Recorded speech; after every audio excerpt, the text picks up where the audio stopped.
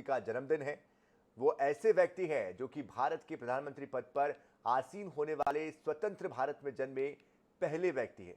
8 वर्ष की आयु में वो आरएसएस से जुड़े, जिसके साथ एक लंबे समय तक संबंधित रहे। स्नातक होने के बाद उन्होंने अपना घर बार छोड़ दिया।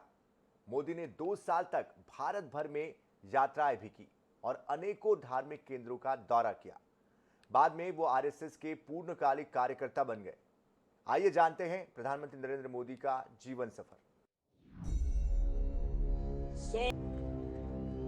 सौगंध मुझे है मिट्टी की, मैं देश नहीं मिटने दूंगा। मैं देश नहीं रुकने दूंगा, मैं देश नहीं झुकने दूंगा। ये वह पंक्तियां हैं जो प्रधानमंत्री नरेंद्र मोदी ने राजस्थान में एक जनसभा के दौरान कही थी, जिसके आधार पर ही वो नए भारत का निर्माण कर रहे हैं। मोदी जी हमारे देश के 15वें प्रधानमंत्री के रूप में कार्यरत हैं। सन 2014 और फिर 2019 के आम चुनावों में भारतीय जनता पार्टी के साथ मिलकर मोदी ने ऐतिहासिक जीत हासिल की, तो ऐसा लगा कि मानो पूरे देश में मोदी लहर सी आ गई है। अधिकतर भारतीय मोदी जी पर पूर्ण विश्वास रखे हुए हैं। स्वतंत्रता के बाद ऐसी जीत हासिल करने वाले वो भारत के पहले प्रधानमंत्री बने। लगातार दूसरी बार नरेंद्र मोदी पूर्ण बहुमत के साथ सत्ता में आए हैं।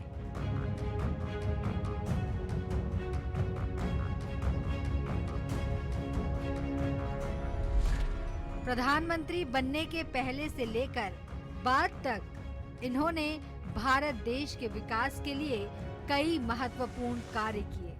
हालांकि मोदी बहुत से विवादों में भी घिरे पाए गए हैं, लेकिन इनकी नीतियों की हमेशा प्रशंसा की जाती रही है।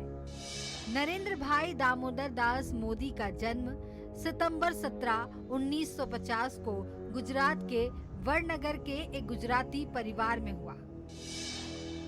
बचपन संघर्ष में बीता। 8 वर्ष की उम्र में वे आरएसएस से जुड़े, जिसके साथ एक लंबे समय तक संबंधित रहे। ग्रेजुएशन होने के बाद उन्होंने अपना घर छोड़ दिया।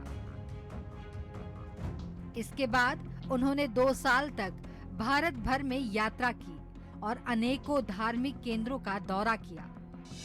1969 या 70 में वो अहमदाबाद चले गए। 1971 में वह आरएसएस के लिए पूर्णकालिक कार्यकर्ता बन गए। 1975 में देश भर में आपातकाल की स्थिति के समय उन्हें कुछ समय के लिए अज्ञातवास करना पड़ा। 1985 में वे बीजेपी से जुड़े और 2001 तक पार्टी पदानुक्रम के भीतर कई पदों पर कार्य किया, जहां से वे धीरे धीरे भाजपा में सचिव के पद पर पहुंच गए। 2001 में गुजरात में आए भूकंप के समय तत्कालीन मुख्यमंत्री केशुभाई पटेल के असफल स्वास्थ्य और खराब सार्वजनिक छवि के कारण बीजेपी ने नरेंद्र मोदी को 2001 में गुजरात का मुख्यमंत्री बनाया। हालांकि 2002 के गुजरात दंगों में उनके प्रशासन को कठोर माना गया, लेकिन गुजरात के मुख्यमंत्री के रूप में उनकी नीतियों को आर्थिक विकास को प्रोत्साहित करने के लिए श्रेय दिया गया। वे गुजरात राज्य के 14वें मुख्यमंत्री रहे। उन्हें उनके अच्छे कामों के कारण गुजरात की जनता ने लगातार 4 बार 2001 से लेकर 2014 तक गुजरात का मुख्यमंत्री चुना। गुजरात में नरेंद्र मोदी विकास पुरुष के नाम से जाने जाते रहे हैं और वर्तमान समय में देश के सबसे लोकप्रिय नेताओं में शुमार हैं। उनके नेतृत्व में भारतीय जनता पार्टी ने 2014 का लोकसभा चुनाव लड़ा और 282 सीटें जीतकर अभूतपूर्व सफलता पाई। एक सांसद के रूप में उन्होंने उत्तर प्रदेश की सांस्कृतिक नगरी वाराणसी और अपने गृह राज्य गुजरात के वडोदरा संसदीय क्षेत्र से चुनाव लड़ा और दोनों जगह से जीत दर्ज की। उनके राज में भारत का प्रत्यक्ष विदेशी निवेश एवं बुनियादी सुविधाओं पर खर्च तेजी से बढ़ा। उन्होंने अफसरशाही में कई सुधार किए और योजना आयोग को हटाकर नीति आयोग का गठन किया। इसके बाद 2019 में भारतीय जनता पार्टी ने उनके नेतृत्व में दोबारा चुनाव लड़ा और इस बार पहले से भी ज्यादा बड़ी जीत हासिल हुई। पार्टी ने कुल 303 सीटों पर जीत हासिल की।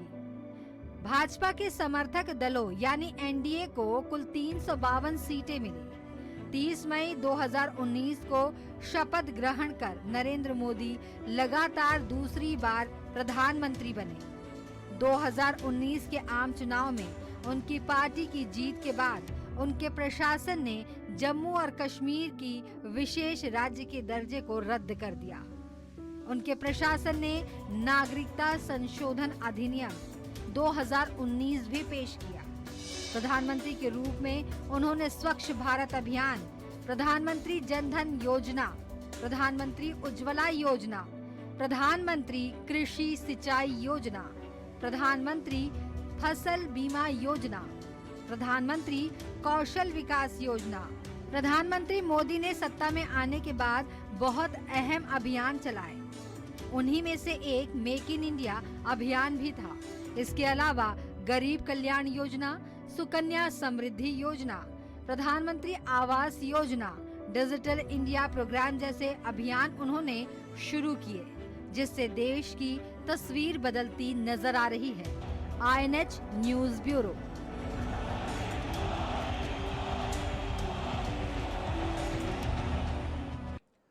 सबका साथ, सबका विकास, सबका विश्वास, ये आदर्श वाक्य से प्रेरित होकर ही मोदी ने शासन व्यवस्था में एक ऐसे बदलाव की शुरुआत की और समावेशी, विकासोन्मुखी और भ्रष्टाचार मुक्त शासन का नेतृत्व किया।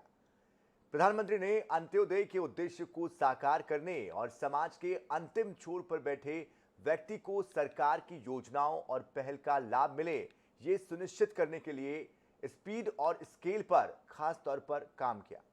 मैं नरेंद्र दामोदर दास मोदी ईश्वर की शपथ लेता हूं कि मैं विधि द्वारा स्थापित भारत के संविधान के प्रति सच्ची श्रद्धा और निष्ठा रखूंगा। नरेंद्र मोदी लोगों के नेता हैं और वे आमजन की समस्याओं को हल करने और उनके जीवन स्तर में सुधार करने के लिए समर्पित हैं। लोगों के बीच रहने, उनके साथ खुशियां साझा करने और उनके दुखों को दूर करने से ज्यादा कुछ भी उनके लिए संतोषजनक नहीं है। मोदी की विदेश नीति की पहल ने दुनिया के सबसे बड़े लोकतंत्र की वास्तविक क्षमता और भूमिका को महसूस किया है। प्रधानमंत्री मोदी ने सार्क देशों के सभी प्रमुखों की उपस्थिति में अपना पहला कार्यकाल शुरू किया और दूसरे की शुरुआत में बिम्स्टेक नेताओं को आमंत्रित किया। संयुक्त राष्ट्र महासभा में उनके संबोधन की दुनिया भर में सराहना हुई। पीएम मोदी 17 साल की लंबी अवधि के बाद नेपाल, 28 साल के बाद ऑस्ट्रेलिया, 31 साल के बाद फिजी और 34 साल के बाद सेशंस और यूएई की द्विपक्षीय दौरे पर जाने वाले पहले भारतीय प्रधानमंत्री बने। पदभार संभालने के बाद से मोदी ने यूएन, ब्रिक्स, सार्क और G20 समिट में भाग लिया, जहां विभिन्न वैश्विक आर्थिक और राजनीतिक मुद्दों पर भारत के विचारों को व्यापक रूप से सराहा गया। माननीय मोदी जी को मैं राष्ट्रनायक कहूं या जननायक कहूं, लेकिन यह मैं जरूर कहना चाहूँगा कि आज से 8 साल पहले जब माननीय मोदी जी 2014 को देश के प्रधानमंत्री बने थे, तब सारा देश एक गहरे अवसाद में डूबा हुआ था। विश्व परिदृश्य में भारत की भूमिका उतनी थी। मैं तो यह कहूँगा कि हर नागरिक अपने आप में एक हीन भावना से ग्रसित हो गया था। ऐसे परिदृश्य में एक ऐसे व्यक्ति ने राष्ट्रीय परिदृश्य में ही नहीं बल्कि विश्व परिदृश्य में भारत के जो सबसे विश्व का बड़ा लोकतंत्र है उसके प्रधानमंत्री के रूप में पदभार ग्रहण किया, सत्ता संभाली, जो एक नितांत गरीब और ग्रामीण पृष्ठभूमि से आए हुए थे। मैं याद करता हूँ कि स्वतंत्र भारत के इतिहास में लाल बहादुर शास्त्री के पश्चात एक ऐसा व्यक्ति पहली बार प्रधानमंत्री बना हुआ है जो गरीबी में पला है, बढ़ा है, जो यहाँ की सर्वहारा की पीड़ा को समझता है, जो गरीबी के मायने क्या होता है उसको जानता है। भारत और इंडिया इन दोनों में जिसने भारत को देखा हुआ है, भारत को समझा हुआ है, भारत को परखा हुआ है। आज भारत आर्थिक रूप से 5वीं सबसे बड़ी शक्ति, सैन्य शक्ति में 4थी सबसे बड़ी शक्ति, विज्ञान तकनीकी शक्ति और सबसे युवा शक्तिमान देश के रूप में सामने आया है। दुनिया अब नए वैश्विक समीकरण के आधार पर सबसे महत्वपूर्ण नायक बन गया है। मोदी जी अभी भारतवर्ष नहीं विश्व के इतने बड़े शुभचिंतक हो रखे हैं कि उनको ये बताने की आवश्यकता ही नहीं है। आज वो पूरे देश में पूरे देशवासियों के भलाई के लिए, उनकी सपनों के अनुरूप, उनको संकल्पों को साकार करने के लिए हर कदम उठा रहे हैं और हर कदम उनका स्वागत योग्य है। भारत को उसकी सांस्कृतिक विरासत के साथ आधुनिक, वैज्ञानिक और तकनीकी चेतना के संपन्न कर आर्थिक शक्ति के रूप में जो स्थापित किया है और इसी के साथ ही सामाजिक सरोकार और अंत्योदय के लक्ष्य को साकार किया है, वो वास्तव में तारीफ के काबिल है। आप लोगों के द्वारा टीवी के माध्यम से जो समाचार दिखाए जाते हैं उसी से उनके व्यक्तित्व का पता चलता है कि वो विश्व के किसी भी देश में जाते हैं तो जिस प्रकार से उनका स्वागत होता है एयरपोर्ट से लेकर के आम वहाँ के नागरिकों तक, प्रधानमंत्री को लेने के लिए जिस प्रकार से और वहाँ के प्रमुख लोग एयरपोर्ट पर उपस्थित रहते हैं, और चाहे अमेरिका हो, चाहे ब्रिटेन हो, चाहे फ्रांस हो, चाहे जर्मनी हो, चाहे विश्व के किसी भी कोने में हो, यहाँ तक कि यूएई में एक बहुत भव्य मंदिर का निर्माण, और वो भी मुस्लिम राष्ट्र में, ये मोदी जी की स्वीकार्यता बढ़ने का निश्चित रूप से प्रमाण है। और लगातार मोदी जी जो अन्य देशों का दौरा करते हैं उसके कारण और यूनाइटेड स्टेट्स में भारत का वजन बढ़ा है। कृषि एक ऐसा क्षेत्र है जो नरेंद्र मोदी के बहुत करीब है। 2019 के अंतरिम बजट के दौरान सरकार ने किसानों के लिए पीएम किसान सम्मान निधि के रूप में एक मौद्रिक प्रोत्साहन योजना की घोषणा की।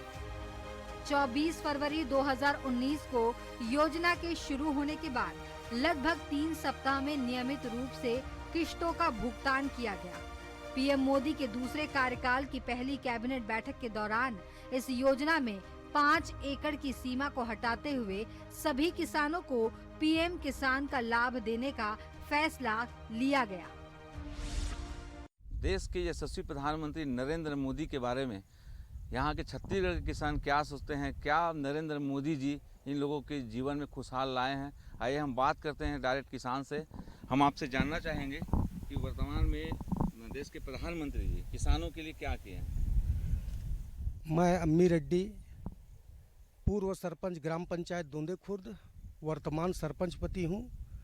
मेरा मेन व्यवसाय कृषि का है। सर्वप्रथम मैं माननीय प्रधानमंत्री जी को जन्मदिन की ढेर सारी शुभकामनाएं देना चाहता हूँ। आज जो हमारे प्रधानमंत्री नरेंद्र मोदी जी जो हैं, उनके जैसा प्रधानमंत्री देखने को नहीं मिलेगा। जब तक प्रधानमंत्री हमारे देश में बने रहेंगे तब तक हमारे देश का उद्धार होगा। हम लोग कृषक हैं। कृषि के क्षेत्र में कृषक को क्या चाहिए?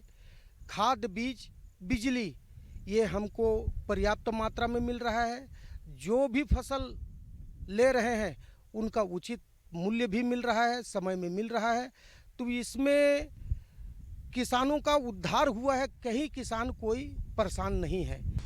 ड्रीम प्रोजेक्ट है किसानों की आय को दोगुनी करने का सपना। उन्होंने निरंतर प्रयास किया है। आप देखते होंगे जब कांग्रेस का शासनकाल था तो एमएसपी में 10-15 रुपया की साल में बढ़ोतरी होती थी। मोदी जी के प्रधानमंत्री बनने के बाद मैं समझता हूं कि जो समर्थन मूल्य 1200 रुपया था वो 1880 रुपये तक पहुंच गया।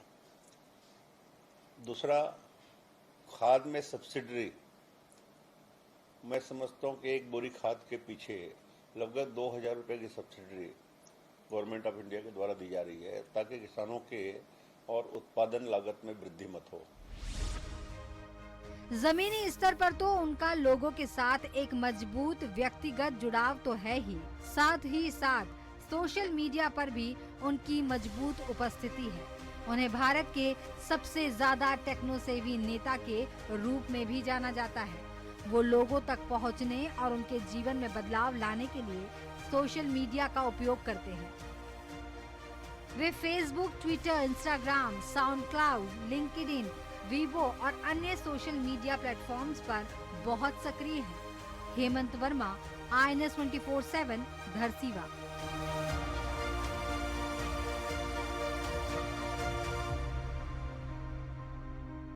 अनहोनी को खूनी करने में केवल मेहनत नहीं लगता है हौसला, सोच और समर्पण।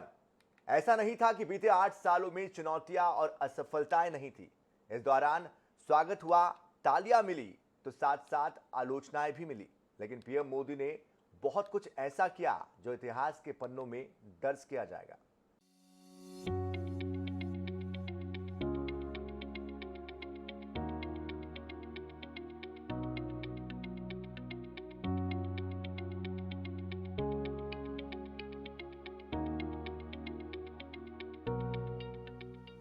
भारतीय लोकतंत्र के इतिहास में वर्ष 2014 के आम चुनाव बहुत खास है। इससे पूर्व आम चुनाव शायद ही इससे अधिक दिलचस्प रहे हों। यह किस्सा है उस सपने का जो 21वीं सदी का भारत देख रहा है। सपना एक खुशहाल और ताकतवर देश होने का, जो आर्थिक रूप से भी समृद्ध हो। यही सपना पहली बार 66% से भी अधिक मतदाताओं को मतदान केंद्रों तक खींच लाया, वह भी सिर्फ एक नाम के सहारे।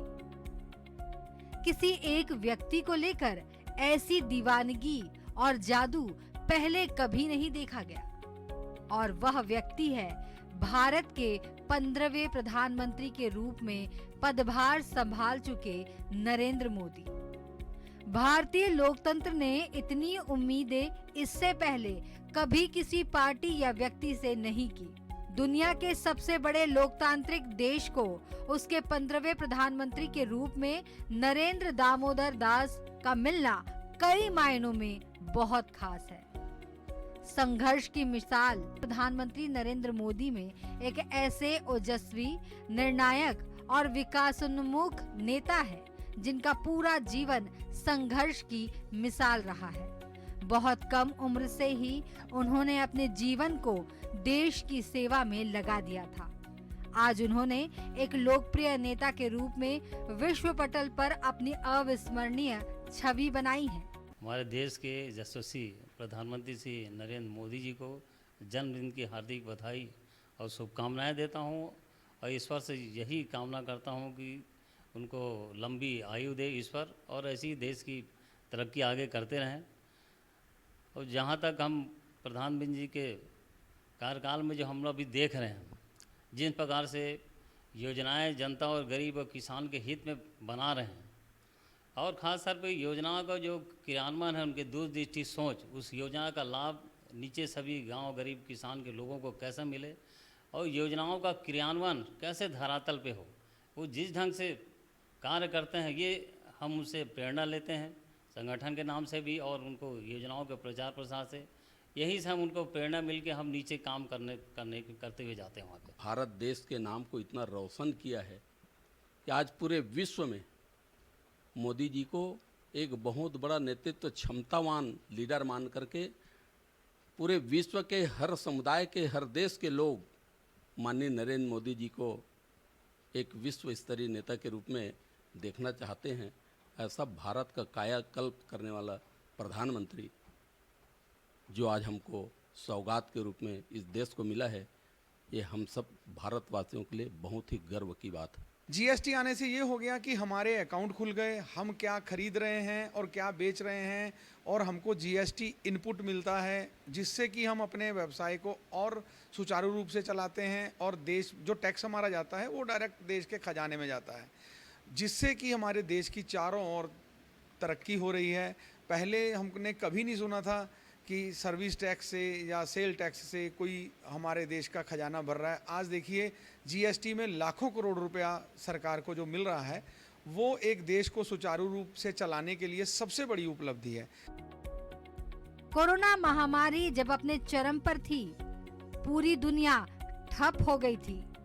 इस घनघोर अंधेरे में भारत मशाल लेकर खड़ा था। कोरोना महामारी को न केवल भारत में नियंत्रित किया गया, बल्कि दुनिया भर में कोरोना की वैक्सीन पहुंचाई। यह भी पूरे देश को पता है कि भारत में किस तरह कोरोना वैक्सीन को लेकर दुष्प्रचार किया गया। इस मोर्चे पर भी सरकार ने लड़ाई लड़ी और उस पर भी विजय हासिल की। मोदी जी ने यह साबित करके दिखाया है कि कोरोना काल का विषय हो, कोरोना काल 125 करोड़ से अधिक जनसंख्या वाला हमारा भारत देश जिस तेजी से उभर कर आया, चाहे वो वैक्सीनेशन का मामला हो, इस पर सरकार ने, माननीय मोदी जी के नेतृत्व वाली सरकार ने एक शानदार भूमिका निभाई है। इसके लिए मैं और हमारा देश मोदी जी के लिए बहुत बहुत धन्यवाद ज्ञापित करता है। कोरोना काल में 80 करोड़ परिवार को मुफ्त अनाज देने का काम भी माननीय मोदी जी ने किया, और सबसे बड़ी उपलब्धि उनकी मैं मानता हूँ, पूरे विश्व में योग और आयुर्वेद को स्थान दिलाया, और हम सब की बहुप्रतीक्षित मांग कश्मीर में धारा 370 हटाने का काम भी आदरणीय मोदी जी ने किया। जलवायु परिवर्तन ने हमारे ग्रह को प्राकृतिक आपदाओं से ग्रस्त कर दिया। इस तथ्य के प्रति पूरी तरह से संवेदनशील होते हुए मोदी ने प्रौद्योगिकी की शक्ति और मानव संसाधनों की ताकत के उचित इस्तेमाल के रूप में आपदा के लिए एक नया विजन साझा किया। राष्ट्रीय सुरक्षा को लेकर मोदी सरकार कोई समझौता नहीं करेगी। इसका सबसे बड़ा उदाहरण है बालाकोट एयर स्ट्राइक और कश्मीर से अनुच्छेद 370 का हटना। लाल चौक पर तिरंगा लहराता है, वंदे मातरम का गान होता है, अलगाववादी जेल में है। कश्मीर में पत्थरबाजी की घटनाएं अब सुनाई नहीं देती हैं। घाटी को लेकर देश में जो डर का माहौल बनाया गया था, वह डर समाप्त हो रहा है। इसकी पुष्टि इस बात से हो जाती है कि कश्मीर में पिछले कुछ महीनों में रिकॉर्ड पर्यटक पहुंचे। देश के यशस्वी प्रधानमंत्री नरेंद्र मोदी जी के कार्य कुशलता पे लोगों के जीवन में क्या प्रभाव पड़े हैं, हम कुछ लोगों से जानना चाहेंगे, बात करना चाहेंगे। सबसे पहले आज के दिन जो सृष्टि के रचनाकार हैं विश्वकर्मा जी, ऐसे शुभ अवसर पर जो हमारे भारतवर्ष के रचयिता है, जो एक सुदृढ़ भारत का निर्माण कर रहे हैं, ऐसे यशस्वी प्रधानमंत्री को उनके जन्मदिन में बधाई देना चाहता हूँ। और उनके बारे में मैं जितना कहूँ कम है। जैसे भारतवर्ष उसके इस पद में आने के लिए इंतजार कर रहा था, जब से वो प्रधानमंत्री बने इन 8 वर्षों में आज देश जो ताकतवर बना है, चाहे वो रक्षा के मामले हो चाहे आर्थिक मामले में। आज सौभाग्य का विषय है कि आज भारत विश्व के 4थे आर्थिक सुदृढ़ देशों में शामिल हुआ है। सबसे पहले तो मैं हमारे श्री नरेंद्र मोदी जी को जन्मदिन की बहुत बहुत बधाई देती हूँ। और हम महिला लोगों के बारे में इतना सोचे हैं कि घर से सबको सशक्त किए हैं। ऐसे प्रधानमंत्री को मैं बहुत बहुत धन्यवाद देती हूँ। वोट की राजनीति को दरकिनार कर मुस्लिम महिलाओं को न्याय दिलाया। लगातार 3 तलाक पर कानून बनाया। इससे महिलाओं पर अत्याचार होना कम हुआ। कट्टरपंथियों ने इसका काफी विरोध किया। सरकार की दृढ़ इच्छा शक्ति दिखी और विरोध को दरकिनार कर कानून पास हुआ। महिला होने के नाते अगर बात करूं महिला सशक्तिकरण की, तो मोदी जी के आने के बाद महिलाओं को इतना सम्मान मिला है।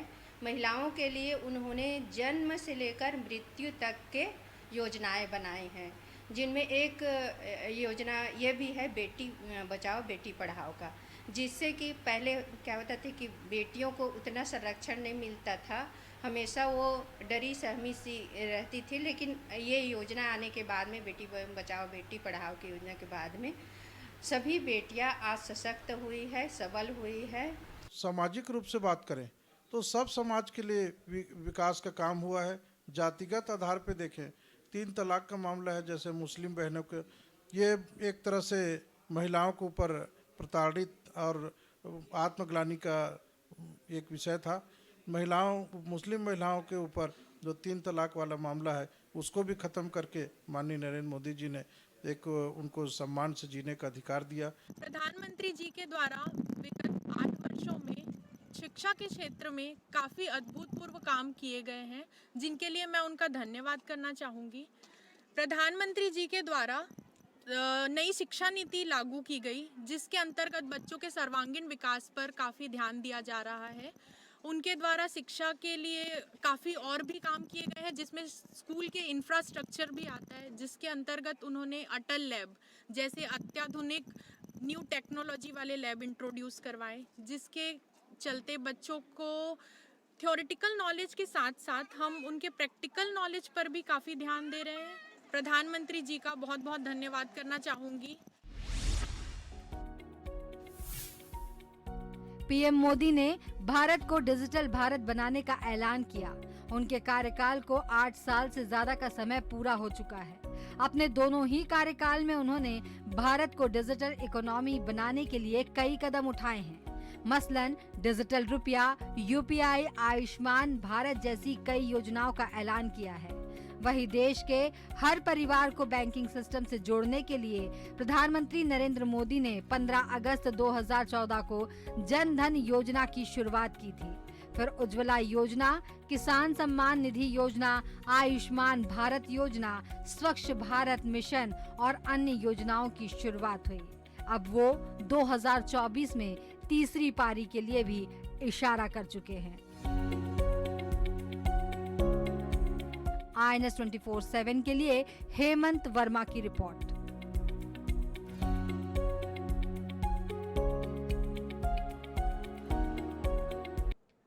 तो इसी के साथ हमारी इस खास पेशकश मैं देश नहीं झुकने दूंगा में फिलहाल के लिए इतना ही। ताज़ा खबरों के लिए, अपडेट्स के लिए आप बने रहिए INS 24/7 के साथ। नमस्कार।